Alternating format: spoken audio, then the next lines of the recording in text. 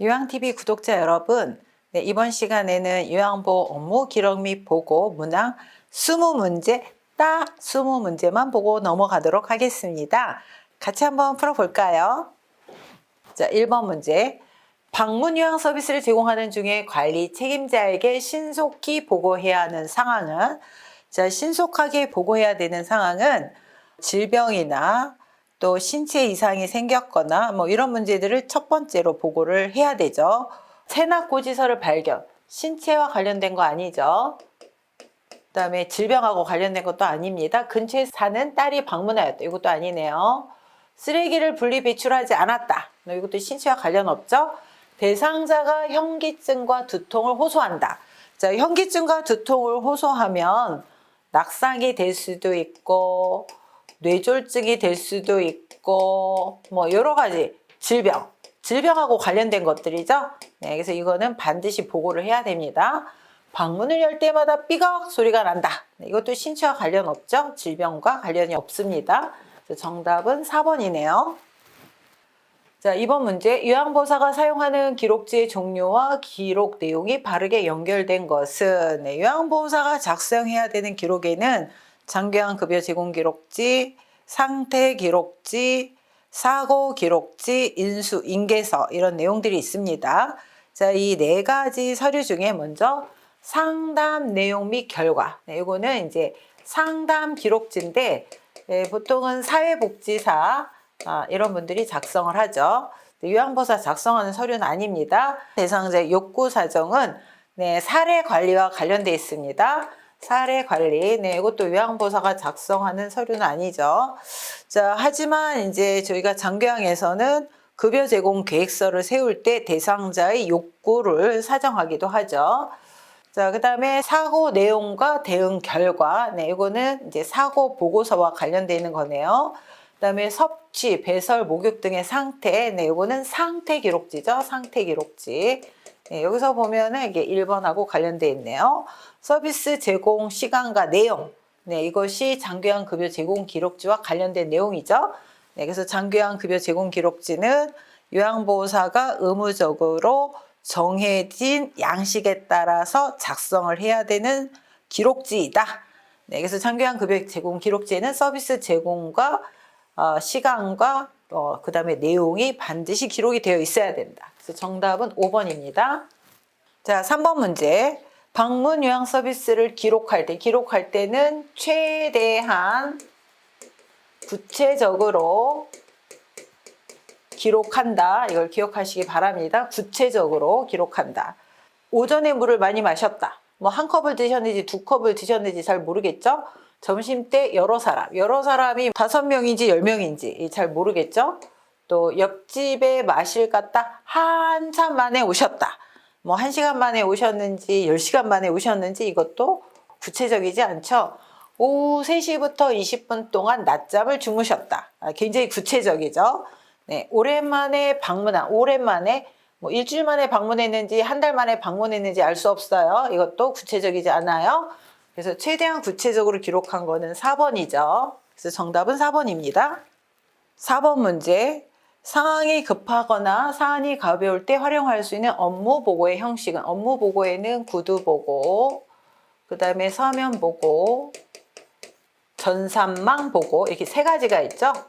자, 이 중에서 구두 보고는 상황이 급하거나 사안이 가벼울 때 활용할 수 있는 업무 보고. 그래서 구두 보고를 먼저 하고 이후에 서면 보고를 할 수도 있고, 서면 보고는 뭐 숫자나 기록이 정확하게 돼야 되는 것들, 뭐 이런 것들을 서면 보고로 해야 되는 거고, 전산망 보고는 구두 보고와 서면 보고에 다 장점을 취한 형태가 전산망 보고죠. 자, 그래서 상황이 급하거나 사안이 가벼울 때 활용할 수 있는 업무 보고 형식은 1번 구두 보고입니다. 자, 5번 문제. 요양보호사가 업무 내용을 기록하는 목적, 서비스의 연속성 유지. 네, 이게 맞겠네요. 업무에 대한 책임 회피. 틀리겠네요. 대상자의 개인정보 공유. 개인정보는 공유를 하는 게 아니라 개인정보를 보호를 해줘야 됩니다. 그래서 개인정보는 보호를 해줘야 된다. 공유를 하는 게 아니라 보호를 해줘야 된다. 개인정보보호법이 굉장히 강화되었습니다. 그래서 개인정보는 보호를 해줘야 된다. 보호자와의 밀착 관계를 형성한다. 보호자의 밀착 관계 형성을 위해서 기록을 하진 않죠. 그다음에 기관 중심의 서비스 계획 수립. 네, 이거는 대상자 중심의 서비스 계획 수립을 할 때 이게 맞는 거죠. 그래서 5번도 틀리네요. 그래서 정답은 1번입니다. 자, 6번 문제. 요양보호 기록의 목적. 기록의 목적이 교재에 한 7가지 정도 나오죠. 장교양 서비스의 비용 절감. 네, 비용 절감 안 맞겠네요. 요양보호사의 업무 부담 완화. 요양보호사의 업무 부담 완화가 아니라 요양보호사의 업무를 증빙할 수 있는 어떤 법적 증빙이라든가 아니면 어떤 표준 서비스를 위해서 기록을 하죠. 요양보호 업무의 원활한 연계. 네, 이게 맞겠네요. 또 문제 발생 시 법적인 증빙 자료가 되는 거지 책임 회피는 아닙니다. 또 장교양 서비스 제공 시간 단축. 네, 장교양에서 서비스 제공 시간은 정해져 있기 때문에 단축을 하면 안 되죠. 그래서 정답은 3번입니다. 요양보호 업무 보고가 중요한 이유는 자, 대상자의 기능 상태 측정, 대상자의 사적 정보, 개인 정보는 공유하는 게 아니라 보호해 준다 그랬죠. 개인 정보 보호, 네, 공유가 아닙니다. 틀리고요. 기관 중심이 아니라 대상자 중심이어야 되죠. 그래서 이것도 틀리네요. 자, 요양보호 서비스의 질 향상, 네, 이게 맞겠네요. 또 다른 장교양 기관과의 경쟁, 다른 장교양 기관과 경쟁을 하는 거를 위해서 보고를 한다 그러면 안 되겠죠. 여기서 정답은 4번입니다. 자, 8번 문제. 요양보호 기록의 목적으로 옳은 것은 네, 기록의 목적입니다. 기록의 목적. 서비스 제공을 제한하기 위한 게 아니죠. 요양보호 서비스의 질 향상을 위해서 기록을 하죠. 기관의 예산 평가와도 관련 없습니다. 업무에 대한 책임감 강화. 네, 이게 맞겠네요. 다른 대상자와 정보를 공유한다. 정보는 공유한다고 하지 않았어요. 보호를 해줘야 된다. 문제 발생 시 법적인 증빙 자료를 위해서 기록을 하는 거지 책임 회피는 아니라고 했습니다. 그래서 정답은 3번 업무에 대한 책임감 강화입니다. 자, 9번 문제 보도록 하겠습니다. 요양보호 업무 보고. 네, 기록과 업무 보고인데 좀 전에 기록에 대해서 봤죠? 업무 보고가 중요한 이유는 서비스 비용 결정 아니죠. 시설장의 직무평가 아닙니다. 대상자의 신체 기능 상태 측정 아니죠. 가족에게 서비스 제공 계획을 설명하는 것도 아니죠. 타 전문직과의 원활한 업무 협력. 그래서 기관에는 요양보호사뿐만이 아니라 전문 인력인 사회복지사, 간호사, 또 물리치료사, 영양사, 작업치료사 이런 전문 인력들이 있기 때문에 보고를 통해서 요양보호사가 가장 근접해서 서비스를 제공하는 인력이기 때문에 보고를 통해서 타 전문직과 원활한 업무 협력을 위해서 업무 보고가 중요합니다. 정답은 5번입니다. 자, 10번 문제. 방문 요양 서비스 제공 시 관리 책임자에게 반드시 보고해야 되는 상황은 사고라든가 신체적 어떤 그 변동 사항이라든가 뭐 이런 것들은 이제 질병하고 관련이 있겠죠. 이런 것들은 반드시 보고를 해야 되는 상황이죠. 대상자가 반려동물을 돌봐달라고 요청할 때 사고도 아니고 그 다음에 질병하고 관련된 것도 아니죠. 대상자가 넘어져 타박상을 입었을 때, 네, 요거는 사고죠. 반드시 보고해야 됩니다. 사고가 났을 때 혹은 사고가 날 뻔한 것도 반드시 보고해야 되는 내용이기 때문에 네, 2번이 맞습니다. 계절이 지난 대상자의 옷이 정리되어 있지 않을 때, 사고나 어떤 질병과 관련된 게 아니죠. 또 대상자가 하루 종일 텔레비전을 볼 때, 이것도 아니네요. 자녀의 안부 전화가 없다며 대상자가 속상해할 때, 네, 그래서 정답은 2번입니다. 11번 문제 보도록 하겠습니다. 요양보호 기록에 관한 설명으로 옳은 것은 한꺼번에 뭐가 기록하는 게 아니라 그때 신속하게 기록을 해야 되죠. 네, 그래야 오류를 피할 수가 있습니다. 공식화된 용어를 사용하여 기록한다. 네, 이게 맞네요. 철자가 틀리거나 이럴 게 아니라 공식화된 용어, 그 직종의 공식화된 용어들이 있죠. 이런 용어를 사용한다. 이게 맞네요. 그다음에 기록지는 열람하기 쉬운 곳에 비치한다. 기록지는 잘 보관을 해야 되죠. 다른 사람들이 정보를 공유하지 않도록 개인정보를 보호를 해야 되기 때문에 열람하기 쉬운 곳에 비치하면 안 됩니다. 자, 요양보호사가 느낀 점을 중심으로 기록한다. 이거는 틀리는 말이죠. 요양보호사가 주관적으로 느끼거나 생각하는 것을 기록하지 않는다. 원칙이죠. 기록의 원칙. 어떻게 기록을 하느냐? 객관적인 것을 기록한다. 요양자의 생각, 감정, 요양보호사의 경험 이런 것들은 절대 기록하지 않는다. 객관적인 내용으로 기록한다. 이래야 맞는 거죠. 서비스 내용을 우회적으로 표현하여 기록한다. 틀리죠. 서비스의 내용을 간단 명료하게 기록한다. 이렇게 해야 맞습니다. 정답은 2번. 네, 2번이 맞습니다. 자, 12번. 다음 중에서 요양보호사가 기관장에게 신속하게 보고해야 되는 상황. 네, 사고, 질병, 또 신체적 어떤 변동, 신체적 변동 이런 것들이라 그랬죠. 영화를 보고 싶다고 말한다. 관련 없죠. 치약을 숨겨놓고 먹는다. 자, 치약에는 여러 가지 또 약품이 들어가 있는 부분도 있어요. 이런 것들을 드시게 되면은 질병으로 가실 수도 있죠. 그래서 이거는 반드시 보고해야 되는 상황입니다. 자신을 이전 요양보호사와 비교한다. 관련 없네요. 아들에게 전화를 걸어 달라고 부탁한다. 유년 시절의 추억을 수시로 이야기한다. 물론 다 보고를 하는 내용들이기는 하지만 신속하게 보고해야 되는 내용에는 이런 내용이 포함이 됐다라고 얘기했죠. 그래서 정답은 2번입니다. 자, 13번 문제 보도록 하겠습니다. 방문 요양 서비스를 제공한 후 작성한 기록지의 내용으로 적절한 것은 방문 요양 서비스를 기록을 할 때는 최대한 구체적으로 기록한다. 이렇게 말씀을 드렸어요.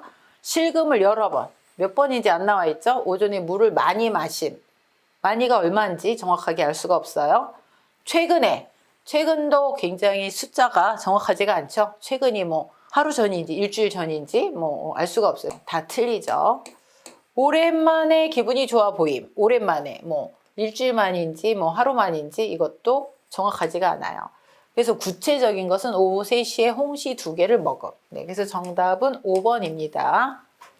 자, 14번 문제. 요양보호사의 업무 보고가 중요한 이유는 미납된 장요양 보험료를 청구하기 위해. 상식적으로 아니네요. 대상자 가족의 부양 책임을 강화하기 위해. 이것도 아니고요. 요양보호사 중심의 서비스를 제공하기 위해. 대상자 중심이어야 되기 때문에 이것도 틀리네요. 자, 기관의 이윤 증대를 위한 방안을 제시하기 위해. 이것도 아니네요. 사고에 대한 신속한 대응으로 피해를 최소화하기 위해. 그래서 특히 어르신의 사고를 날 뻔하거나 특히 경미한 낙상 사고라고 하더라도 반드시 보고를 해야 된다. 이걸 보고하지 않으면 더 큰 피해를 볼 수가 있다. 그래서 이런 보고를 통해서 신속한 대응으로 피해를 최소화하기 위해 이렇게 보고를 해야 되죠. 특히 어르신 낙상과 관련한 이런 것들은 신속하게 보고를 해야 됩니다. 그래서 정답은 5번입니다. 자, 15번 문제. 요양보호 기록의 목적. 네, 계속 여러분들이 지금 문제를 보면서 눈치를 채셨을 텐데요. 기록의 목적, 그 다음에 보고의 목적, 이런 것들이 계속 지금 반복해서 출제가 되고 있죠. 자, 요양보호 기록의 목적으로 옳은 것은 요양보호사의 능력 평가 아니겠네요. 요양보호사 서비스의 질 향상, 이게 맞죠. 그래서 기록의 목적 중에 하나는 요양보호 서비스의 질 향상이다. 대상자 보호자의 사생활을 기록, 이 사생활을 기록하면 안 되죠. 대상자의 건강을 진단하고 동료와 공유한다. 이거 틀리네요.